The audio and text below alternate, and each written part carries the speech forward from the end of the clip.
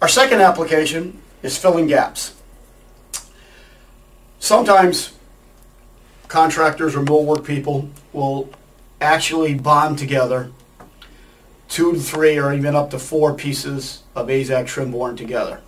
The reason being is that they would then take the trim board at a nominal thickness of over 2 to 3 inches and turn down to make this baluster as you see.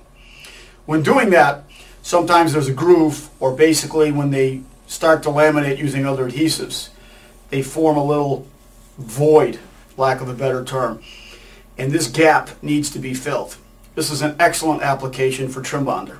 Trim bonder, basically, you take your nozzle, you go right into the void, as you see, and squeeze very gently, but bottom fill, letting the material basically overfill slightly, and then move as fast as you can control the mix nozzle with the caulking gun. That works out very fine.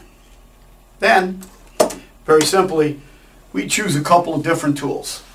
One we like to use is simply a polypropylene spatula. It's got a nice beveled edge, and what happens with polypropylene and polyethylene tools, the adhesive really doesn't stick to it very well. And simply going across and making one nice motion will smooth out the area, making a nice finish. And this area is filled and you're all ready to go. Another technique is using a putty knife. I brought a different type of putty knife with a little flex with it, and that can also be used in this application. I have another void of a gap, and I'm going to fill it. This is a wider gap. I'm going to put a lot of material in at the beginning. That works very well. And then on the side motion, almost like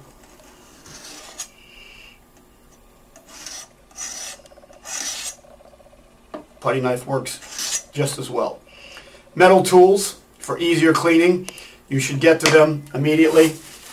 Take a rag or something, and they clean off very nice. After the 8-minute open time, they're made to stick. It'll be a little more difficult to get it out.